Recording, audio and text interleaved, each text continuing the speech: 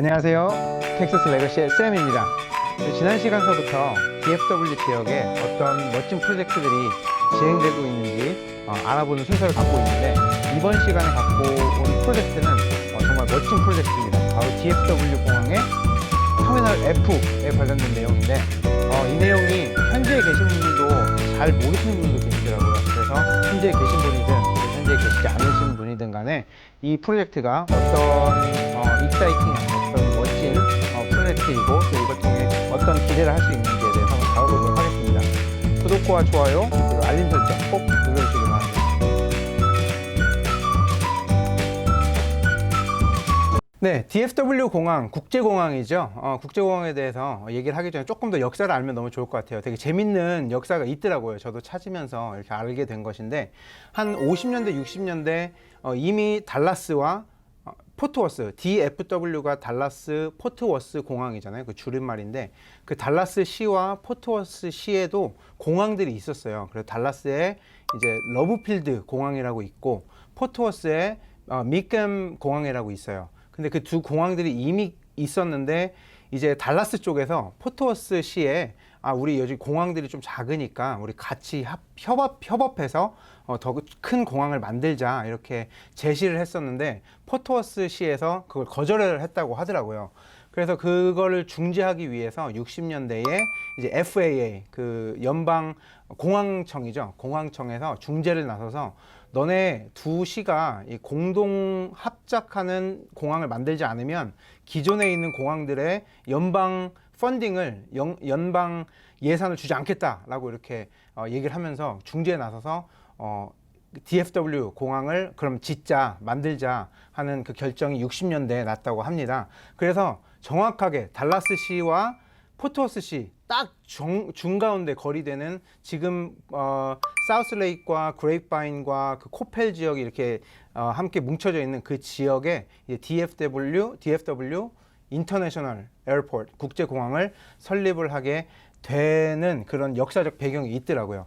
그래서 어쨌든 그 싸움이 끝나고 DFW 공항이 이제 지어지게 되고, 이제 1973년도에 완공이 돼서 1974년도 1월 달에 첫 비행기가 뜨게 되면서 이제 운영을 시작을 하게 됩니다. 터미널 A서부터 E까지 지금까지 쭉 이렇게 오다가 약 20여 년 만에 이제 터미널 F를 짓는 그 결정을 이제 하게 된 거죠. 그래서 이 공항이 이제 확장이 될 때 당연히 그냥 무조건 크게 만들고 무조건 이렇게 확장을 하고 하는 것이 아니라, 그 니즈에 의해서 계속 개발이 되고 공항 역시도 계속 확장을 하고 레노베이션도 하고 하게 되잖아요. 근데 그렇게 되는 과정이 되게 이 DFW 공항 같은 경우는 너무나도 눈에 잘 드러납니다. 그래서 다들 아시겠지만 2020년도에 미국의 팬데믹이 이제 터지면서 그때서부터 공항 이용자들이 엄청나게 줄고 뭐 90% 뭐 100%까지 줄어드는 상황이 있었고, 그런데 그게 2020년서부터 다시 올라오게 되고, 2020년도에 DFW 공항 같은 경우는 이 패신저 카운트라 그래요. 그래서 얼만큼 많은 이용객들이 이 공항을 이용했나라는 거를 지수로 이렇게 많이 판단을 하는데, 6,250만 명으로 해서, 당시 때는 이제 코비드 때문에 뭐 락다운이 많이 되어 있는 시들도 있어서 이런 순위가 나왔는지 모르겠으나, 당시 때 2020년에는 DFW 공항이 전 세계 두 번째로 넘버 2, 두바이를 이어서 넘버 2로 가장 많은 이용객 수가 있었던 공항이었고요. 2022년도에는 7,300만 명, 그리고 2024년도에는 8,200만 명이 이용하는 그런 엄청난 공항이 됐습니다. 그래서 미국 내에서도 아틀랜타 공항을 이어서 또 두 번째로 많은 사람들이 이용을 하는 그런 공항이 되었습니다. 자, 그러면 이 공항이 이제 커지고 공항 이용자 수가 많아진다, 이런 내용들은 뭐 다들 아시는 내용이시겠지만, 그 이용자가 많아진다는 것은 즉 이 DFW 지역에, 이 달라스 지역에 인구가 많이 늘어나고 또 비즈니스가 붐이 일어나고 하는 그런 것들을 반증하는 것 같은데요. 조금 이제 숫자적으로 이미 아시는 분들도 계시겠지만 다시 한번 리캡하면 좋을 것 같아요. 그래서 2020년서부터 2024년까지 이 DFW 지역에 약 70만 명 정도의 인구가 늘었습니다. 이 70만 명이라 그러면은 보통 도시가 중소 사이즈의 도시가 한 5만 명 정도, 5, 6만 명 정도로 보거든요. 6만 명 되면 좀 많은 시다 이렇게 되는데 그런 도시들이 한 10개 정도 생겼다고 보시면 되는 거예요. 시가 생겼다기보다 인구 비율로 보자면. 그래서 70만 명 정도 인구가 늘었고, 그거를 또 굳이 이게 수치로 계산을 하자면 3.3초 동안 한 명의 인구가 늘어난 거예요. 그러니까 엄청난 거죠. 2025년도 예상치지만 이제 그 DFW 지역에 약 840만 명 정도가 이제 거주를 하게 될 것 같고요, 올해.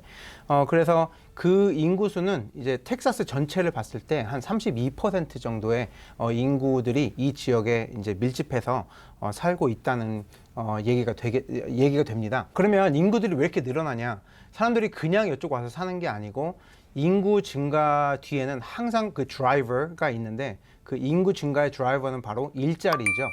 그래서 일자리 같은 경우도 지금 팬데믹 이후에 뭐 잠시 동안은 뭐 전국이 그랬던 것처럼 텍사스 달라스 지역도 unemployment rate에서 실업률이 한 12%까지도 올라간 적은 있긴 했지만 그 이후서부터 쭉쭉쭉쭉쭉 내려와서 가장 최근의 데이터에 의하면 지금 3.9%의 실업률. 경제 공부하신 분은 알겠지만 5%가 항상 기준이거든요. 그래서 5% 실업률이라면 아주 잘 관리되고 있다 그런 상황인데 3.9%, 뭐 3.8% 뭐 이런 얘기가 DFW가 그 정도 레벨이라고 하면은 practically 뭐 거의 그 실업률이 없다고 봐도 무관할 것 같습니다.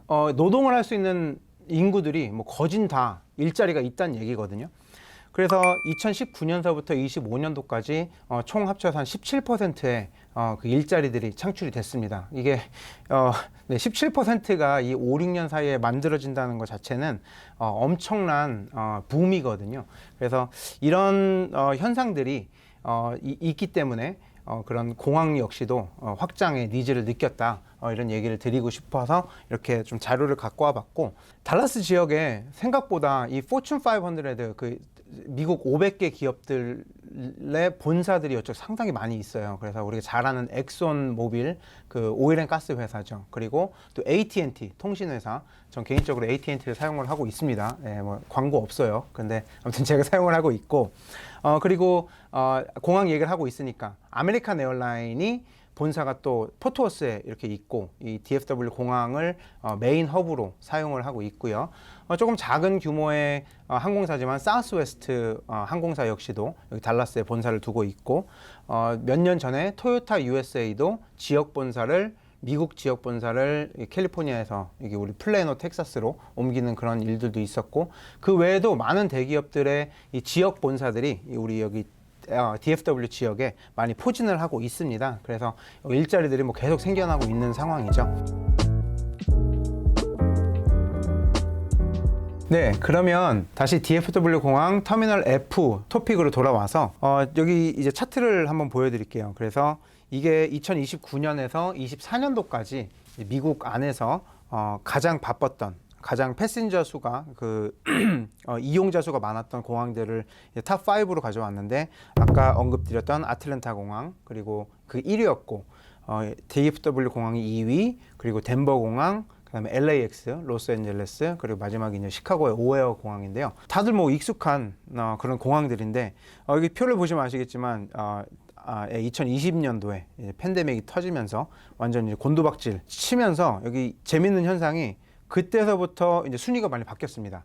이 혼돈 속에서 질서가 다시 잡힌다는 얘기가 바로 여기서도 동일하게 일어났는데, 뭐 아틀랜타 공항은 역시나 항상 바빴던 공항이라 금방 또 1위를 다시 회복을 했는데, 이 2020년 이후서부터 이제 팬데믹이 이제 텍사스나 뭐 아리조나, 덴버 쪽을 중심으로 먼저 팬데믹 이 락다운이 풀리게 되고, 캘리포니아, LA나 저 일리노이주의 시카고 같은 경우는 다소 늦게 다운을 풀었던 그것 때문에 2021년서부터 순위가 바뀌어서 이제 미국 안에서는 DFW 공항이 이제 쭉 계속해서 2위를 달리고 있습니다. 그래서 2023년도에 처음 8천만 명 이용객 수를 넘었고, 이제 2024년도에는 8,500만 명이 넘는 성과를 달성을 했고, 2030년에는 1억 명 정도까지도 이제 예상을 하고 있습니다. 그래서 어쩌면 이 터미널 F의 확장이라기보다 터미널 F가 만들어지는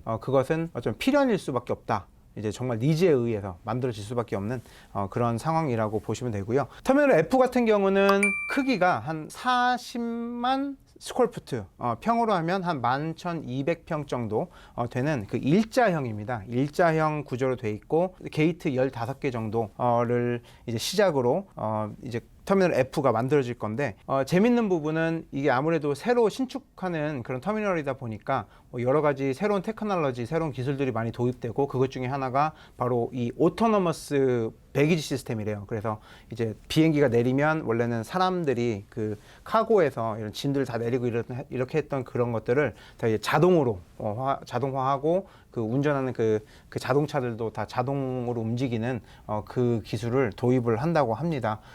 그래서 그런 재밌는 부분이 또 있고 전체 비용 같은 경우는 한 16억 정도로 예산을 잡았는데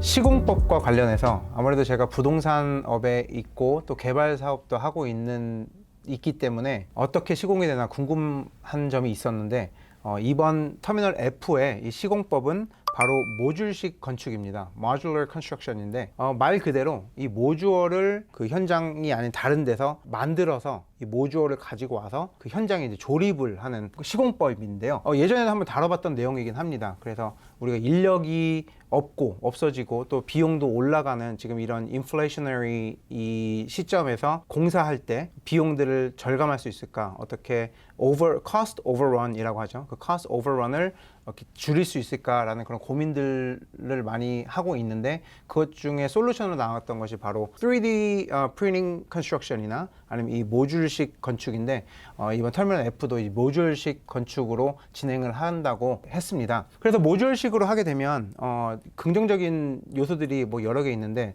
가장 큰 것들 몇 개를 좀 정리를 해봤는데 가장 공사에서 중요하다고 하는 게 바로 일정이잖아요. 일반적으로 이렇게 traditionally 일반적으로 있는 이 순서가 있는데 요거를 깨버리고 그 현장에서 바닥 공사하는 동안 이 모듈도 동시다발적으로 모듈 공사를 할 수 있고 조립을 하는 그런 시공법이다 보니까 당연히 시간이 단축될 수밖에 없죠. 그리고 특별히 이 DFW 같은 경우는 그 공항에서는 이 이용자 수가 계속 늘어나서 이 공사가 지연이 되면 될수록 다 수용을 할 수 없는 그런 난관에 부딪힐 수밖에 없기 때문에 이 모듈식을 통해서 시공을 통해서 아마 그 시간도 잘 맞춰질 것 같고 이 현장에서의 어떤 방해 요소도 정말 최소화할 수 있습니다. 또 여기 공항이잖아요. 비행기들이 뭐 수시로 이착륙하는 그런데 높은 크레인이나 뭐 큰 그런 어떤 장비들이 들어오고 나가고 할 때 할 수가 없죠. 어떻게 보면 그러면은 이제 밤에밖에 작업을 하지 못한다는 얘기인데 그런 것들을 많이 해소할 수 있죠. 아까 말씀드린 대로 외부에서 모듈로 다 만들고 있으니까 현장 작업할 때 그런 방해들을 최소화할 수 있고 품질 역시도 정말 높은 퀄리티를 품질을 보증할 수 있는 부분도 공사하시는 분들은 아시겠지만 공사에 그러니까 지연되는 많은 부분 중에 하나가 바로 날씨입니다. 특별히 이제 텍사스나 이 달라스 지역 같은 경우는 이제 더운 날씨도 많이 있고 또 비가 한번 오면은 그냥 한 번 딱 올 때 상당히 많이 내리거든요.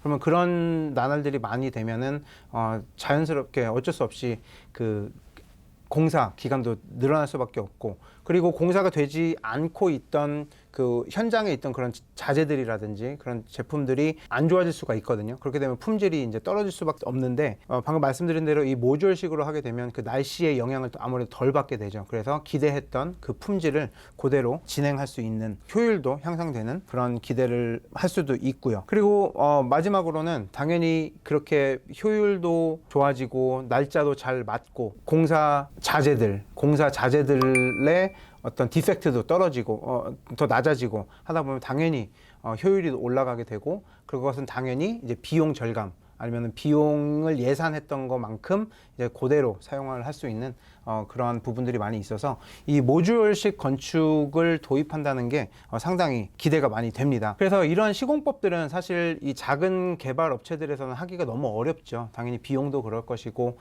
플래닝 자체가 조금 다른 어프로치이기 때문에 익숙치 않은 그런 부분이 있는데 이런 큰 프로젝트들이 이 시공법을 이용함을 통해서 이제 서서히 좋은 예도 보여주게 되고 좋은 케이스 스터디를 남기게 되면 이제 많은 시들이나 이런 경제개발청이라든지 뭐 그런 데서들도 이거를 많이 수용을 하게 되고 결과적으로는 이제 비용도 많이 절감이 되게 되겠죠. 그래서 이 프로젝트가 정말 성공 사례가 돼서 정말 다른 곳에서도 이 시공법, 모듈식 시공법이 많이 이용이 되면 좋겠습니다.